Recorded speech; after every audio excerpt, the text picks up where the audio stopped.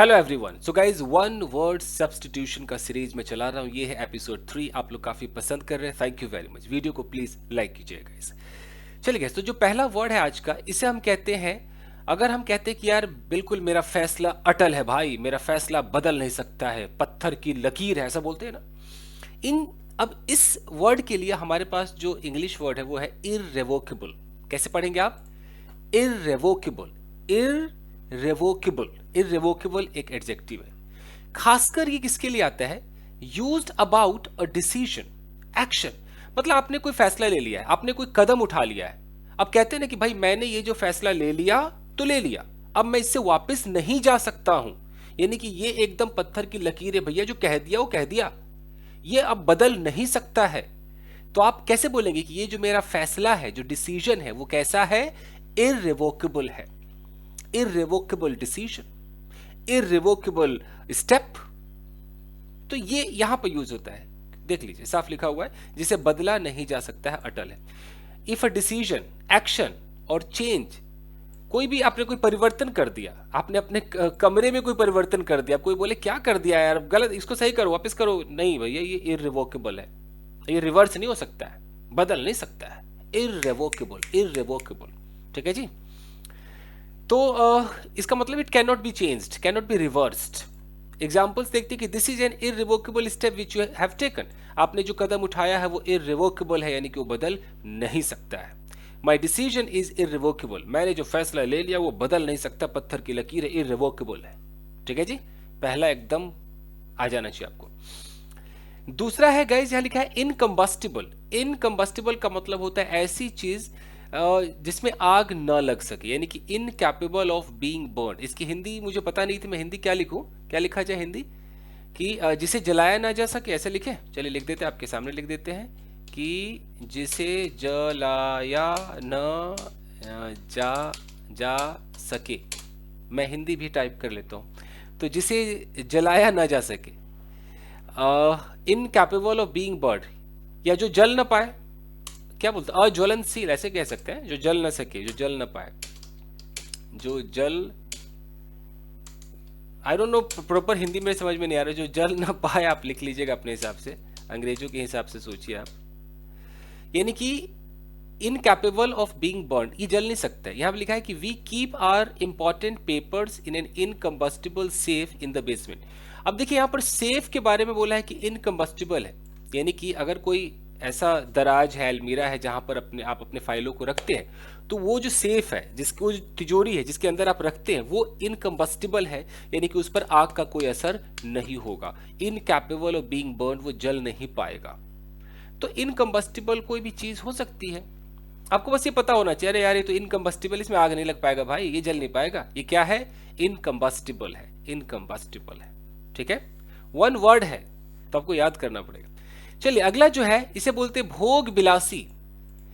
एक ऐसा बंदा होता है, कोई भी ऐसा होगा जिसको लगता है नहीं यार, दुनिया में बस मौज करो, मस्ती करो, ऐश करो, बस लाइफ में कुछ नहीं रखा है, जितना ऐश कर सकते हो करो। तो ऐसा व्यक्ति जो सिर्फ ऐश करना चाहता है, उसको हम क्या बोलते हैं? हेडोनिस्ट। हेडोनिस्ट एक नाउन है, यानी कि पूरा का पूरा व्यक्ति क्या कहलाएगा? हेडोनिस्ट कहलाएगा। अंग्रेजों के हिसाब से देखें तो अ पर्सन हु बिलीव्स, ऐसा व्यक्ति जो मानता है that pleasure is the most important thing in life. जो जो प्लेजर है, जो आनंद है, वही दुनिया में सबसे इंपॉर्टेंट चीज है। वो सुख के पीछे भागता है, वो आनंद के पीछे भागता है, वो एक प्लेजर सीकर है। उसको सिर्फ मजा चाहिए हर जगह से, वो किसी भी प्रकार का मजा हो सकता है। तो हम उसको बोलेंगे हेडोनिस्ट। वह व्यक्ति जिसका यह मानना है कि जीवन में सुख ही सबसे महत्वपूर्ण है, सुखवादी, भोगवादी। अब किसी को भी कह सकते हो कि ही इज अ हेडोनिस्ट, वो हेडोनिस्ट है यार। यार वो बंदा यार हमेशा इधर उधर घूमता है, कभी कभी बियर बार जाता है, कभी डिस्को जाता है, कभी गाड़ियां खरीदता है, कौन है वो एक हेडोनिस्ट है। वो हेडोनिस्ट का मतलब है कि वो बस सुख के पीछे पागल है, उसको सुख चाहिए, प्लेजर चाहिए, प्लेजर सीकर है वो। क्लियर हुआ ये? चलिए अगला है डिफिडेंट। डिफिडेंट का मतलब होता है कि जिसमें मतलब आत्मविश्वास ना हो, जिसके अंदर जिसके अंदर आत्मविश्वास ना हो। मैं लिख देता हूं यहां पर, जिसके अंदर आत्मविश्वास किधर गया?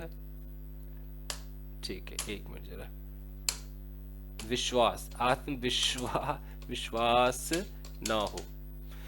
जैसे हम किसी को कहते हैं कॉन्फिडेंट, कॉन्फिडेंट का मतलब कि हाँ आत्मविश्वास उसके अंदर है, तो कॉन्फिडेंट का उल्टा क्या हो जाएगा? Diffident. Someone who is diffident is rather shy and does not enjoy talking about themselves और being noticed by another people. वो बड़ा शाई सा होगा, वो उसके अंदर वो कॉन्फिडेंस नहीं होगा, वो खुल के बात नहीं कर पाएगा, यानी कि बंदा क्या है जी? डिफिडेंट है, डिफिडेंट है। Not having confidence in your own strength abilities, आपके अंदर खुद एक शक्ति है बट आपके अंदर कॉन्फिडेंस ही नहीं है। आप अंग्रेजी बोल सकते हो लेकिन आपको लगता है आइला कुछ गलत हो गया तो, यानी कि आप डिफिडेंट हो। डिफिडेंट का मतलब समझिए आप, आत्मविश्वासहीन, कमी है आपके अंदर। तो हम कह सकते हैं he is diffident, he is a diffident person, I am not diffident. Clear है? कॉन्फिडेंट, डिफिडेंट, याद रखिएगा।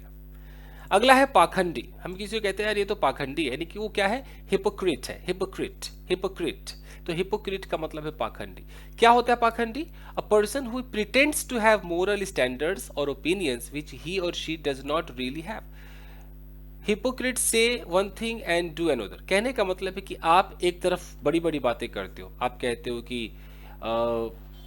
ये ऐसा होना चाहिए, सिर्फ आप मतलब कि मोरल वाली बातें करते हो, बहुत ही नैतिक बातें करते हो, लेकिन आप बिल्कुल उसका उल्टा काम करते हो। आप कहते हो कि महिलाओं की इज्जत करें और आप महिलाओं को गाली देते हो, आप उन्हें टॉर्चर करते हो, तो आप उल्टा हो गया ना। तो हिपोक्रिट का मतलब है कि आप कहते कुछ और हो, करते कुछ और हो। बाहर आप वो दिखाते हो, अच्छा अच्छा दिखाते हो कि हाँ यार ये करना चाहिए, लेकिन अंदर से आप कुछ और हो, घर के अंदर आप कुछ और हो, यानी कि आप एक हिपोक्रिट हो, पाखंडी हो, आप ढोंग कर रहे हो, आप ढोंगी हो। पाखंडी, ढोंगी हम कहते हैं, वो हिपोक्रिट कहलाता है। चूंकि नाउन है तो आप कह सकते हैं कि you seem to be a hypocrite, तुम्हें देखकर ऐसा लगता है कि तुम हिपोक्रिट हो यार, यानी कि तुम पाखंडी हो, तुम जो कह रहे हो वो तुम करते नहीं, यानी कि हिपोक्रिट जो होते हैं वो कहते हैं एक चीज और करते हैं दूसरी चीज, वो हिपोक्रिट कहलाते हैं। तो ये थे गाइज आपके 5 one word substitutions. I hope कि आपके समझ में आया होगा। ठीक है, तो चलिए, thank you very much everybody. मिलते हैं अगले वीडियो में। वीडियो को कीजिए like. Thank you guys, thank you.